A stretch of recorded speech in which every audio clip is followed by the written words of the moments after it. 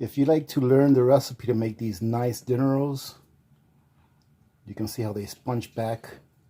Stand by, because these are by far the best dinner rolls I've ever made. And I've got a little twist that I'm going to add to one batch.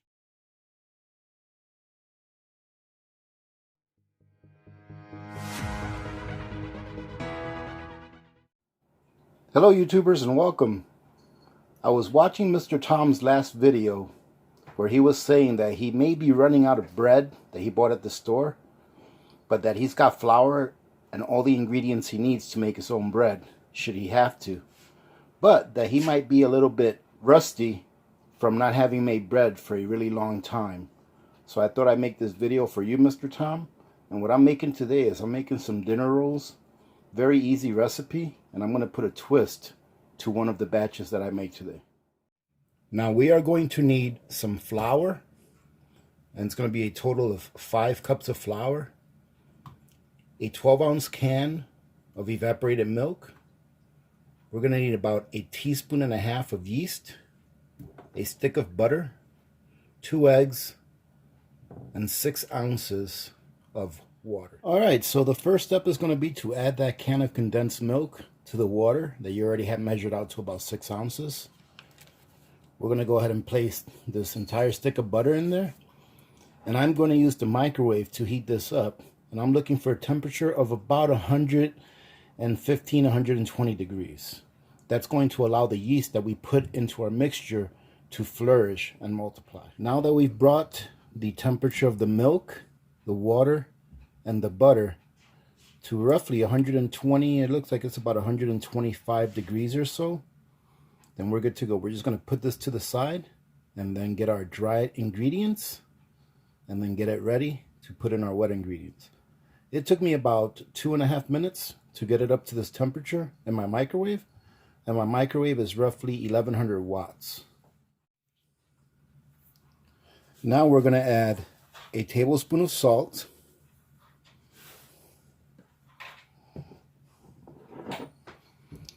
a tablespoon and a half of yeast, and I'll put that to the side,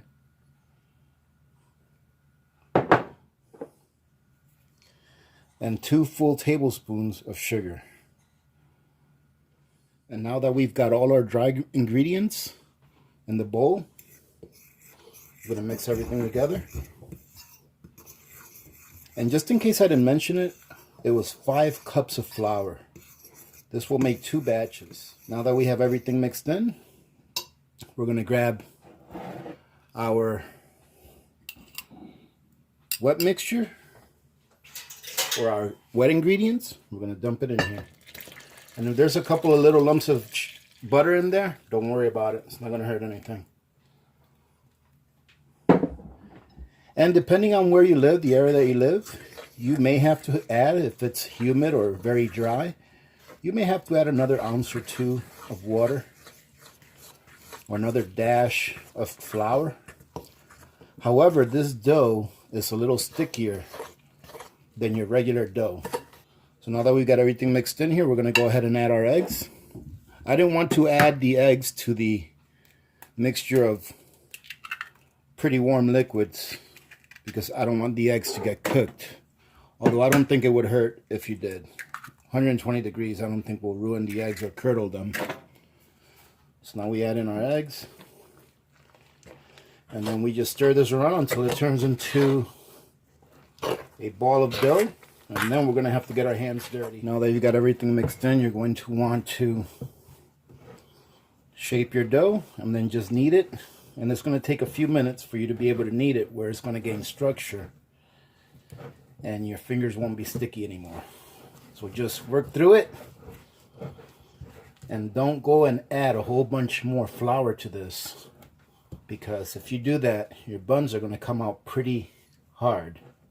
Or I guess pretty dense. Just work this. You can work it on your counter if you want. Now once you feel comfortable that it's not going to make a complete mess, go ahead and transfer it to your work top or your countertop. And then just start pulling it and stretching it. Now I go ahead and grab this so that every once in a while, I don't have an actual dough cutter or a scraper. So I just use this.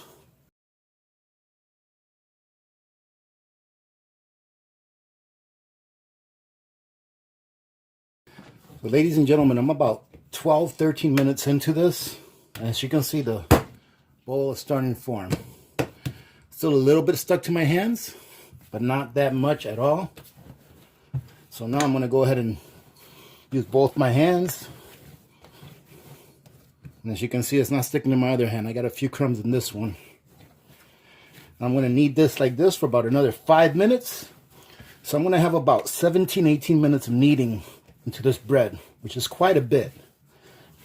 So if you do have problems with your hands or your shoulders, you may consider using a KitchenAid if you have one. Other than that, the best thing to do when you're doing this is to put your weight behind it and not just the action of your shoulder or your arm going forth. Put your weight behind it and it'll be a lot easier. Now that you've got your dough to pretty much the consistency that you want, I'm just going to try to make a nice neat little ball out of it. If it's still a little bit sticky, just scrape it from the counter and put a little bit of water on the counter, and that should help it. But as you can see here, it is a sticky dough, but that's how it's supposed to be. So we're going to leave this here and get it ready to put in our bowl. Before we put it in our bowl, we're going to go ahead and just put just a tiny bit of olive oil in there. Just enough to keep the dough from building a crust. And it's okay if you use the same bowl that you had before. No problem with that at all. So what I'll do now is I'll grab this, put it in there. Then I'm going to turn it around, reshape it, put it in there. Now I'm going to cover it with some plexi wrap. Then I'm going to place this where it's going to stay nice and warm, you know, probably around between 90 and 100 degrees, so that it can proof for an hour or until it's doubled in size. Ladies and gentlemen, for those of you that live in weather that's a little bit chilly, and maybe if your house is a little chilly like mine is, like my house stays around 65 to 68 degrees. And I find it somewhat tough proofing my dough. Now in the past, I used a crock pot and put it on low, and then I put my container on top of it to proof my dough. However, I think this is a lot easier. If you have a bowl like mine, all I did was I took a small saucepan or a small pot. I filled it up about halfway with water. I brought it to a boil, and then I turned it off and I put this bowl on top of it, and I put a towel on top of it. And you're going to see how well that dough has proofed. So here is our bowl. We're doing it. And you're going to see that it has at least doubled in size, and it took about an hour. It took just shy of an hour, about 55 minutes or so. So now what we're going to do with this is we're going to go ahead and dump it onto our counter. And look at how nice that dough looks. We're going to go ahead and punch it down. Very nice and fluffy dough. What we're going to do now is we're going to go ahead and flatten it out and knead it for probably about 2 or 3 minutes. Doesn't take too much.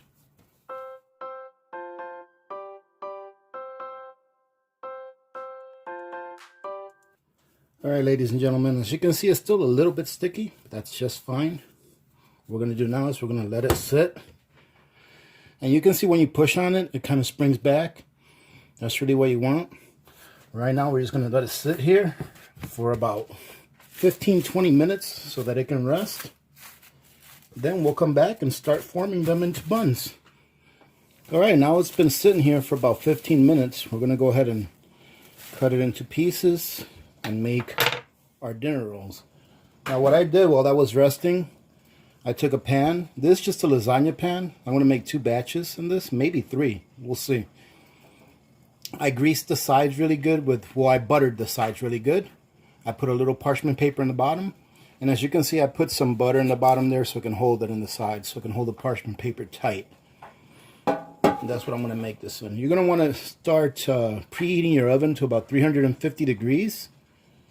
That way it'll be ready to go after these dinner rolls rise in the pan. So what we're going to do is just cut it in half. And if you want to be all fancy and measure it, by all means you can. No need though.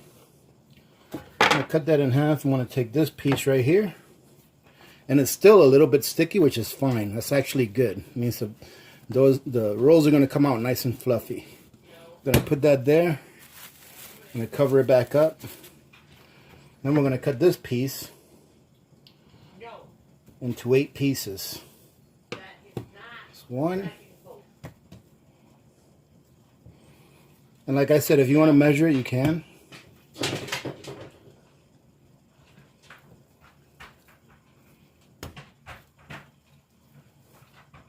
Some might be smaller, some might be bigger, but they'll all be the same.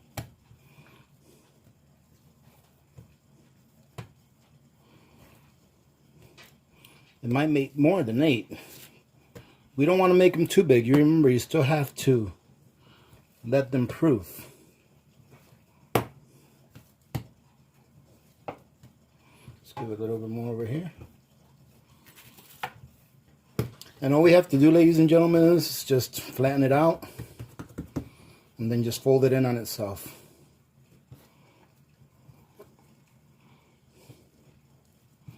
Once you fold it in, make a ball out of it.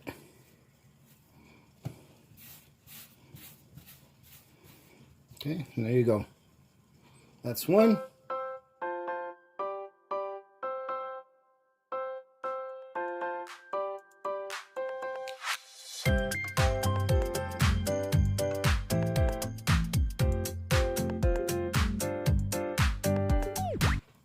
And it looks like the best way to make these is to just make them in batches of 6, because they are still going to go ahead and proof and get probably twice the size as they are there. So what I'm going to do now is I'm going to go ahead and make the rest of these up, and I'll show you a little twist that you can put when you're making your dinner rolls that probably be very popular, right? So stand by for that. But let me just show you how I'm going to proof this. I'm going to do the same thing I did before.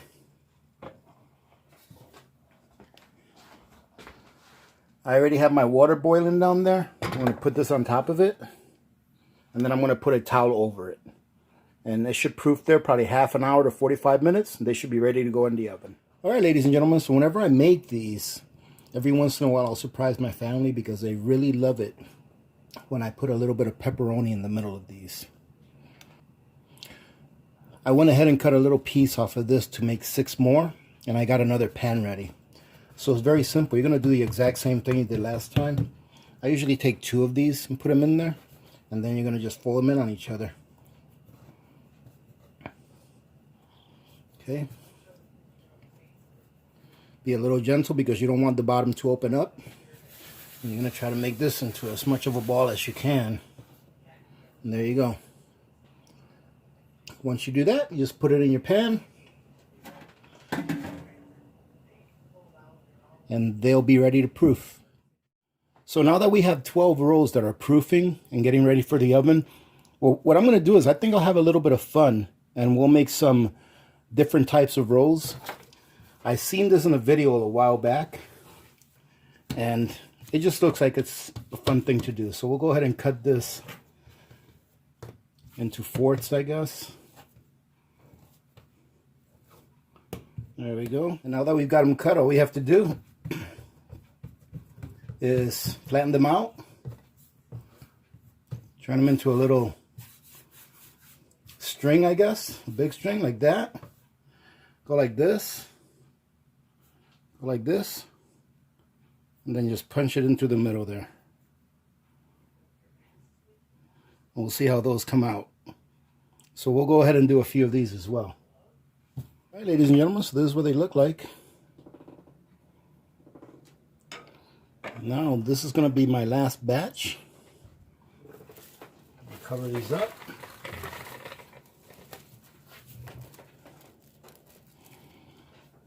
And just let them sit there, and then when the 2 first batches go in the oven, we'll put this on top of the stove. That way it can get nice and warm and proof even better while the first 2 batches are in the oven. So we'll come back when those are ready to go in the oven so you can see what they look like. One of my batches of dinner rolls is ready to go in the oven. Now, this step is not necessary, but it really makes them look nice when they're done. So I like to take about 1 tablespoon of milk, 1 egg,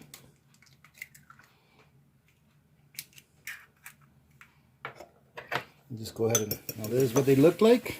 Let me go ahead and unveil them once they've proofed. And there you go. Look at that. Very nice.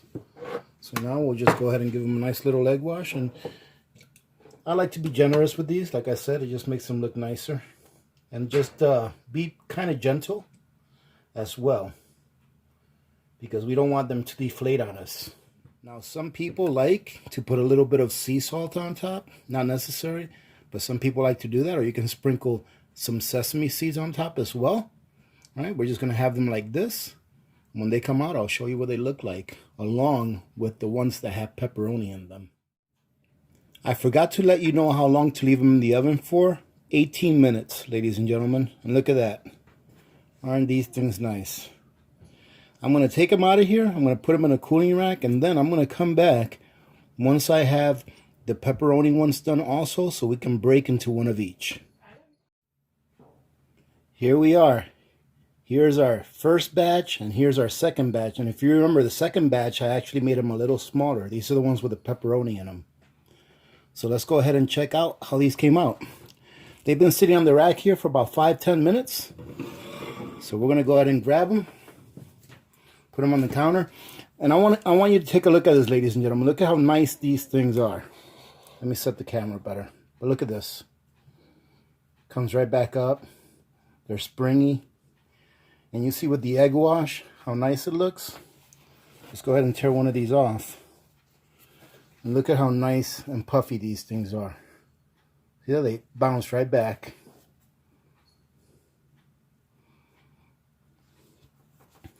Let's tear one apart. These are the perfect dinner rolls. They're nice and fluffy. Let's give it a taste. And that is fantastic, ladies and gentlemen. These are perfect. So there you go, Mr. Tom. All right. I encourage you to make these. Give them a try. And if you do, I hope that you enjoy them in good health. So now these over here, these are our pepperoni dinner rolls. And these are probably a better size for dinner rolls. They're just the right size. These are a little big, but these are nice because you can put some cheese and lunch meat or something like that in between. But let's take a look at what these look like. Same thing with these. Nice and fluffy. No, they don't collapse. And of course, these have a surprise in the middle. See that? And even if you don't eat the part that's got the pepperoni in it, the other part has a lot of the flavoring. So let's give this a try. Well, ladies and gentlemen, outstanding. I really hope you guys try these because they are delicious. So if you give this recipe a try, let me know how they come out and let me know how you like them. I'm pretty certain that you will enjoy them very much. Having said that, thank you very much for joining in. I hope you guys enjoyed this. I thought that I'd do a video today a little more on the light side, having a little fun, getting a little workout, and I was kneading that dough, and it turned out really well. So I hope that you guys have a great day today. Thank you very much for joining in as always. Remember to be good to each other. When good people do good things happen. Remember to reach one, teach one, and repeat. If we all did this, the world would be a better place, and you know that it will be a better place. Many blessings to all of you and your families. This is Alaska Prepper. I'm out.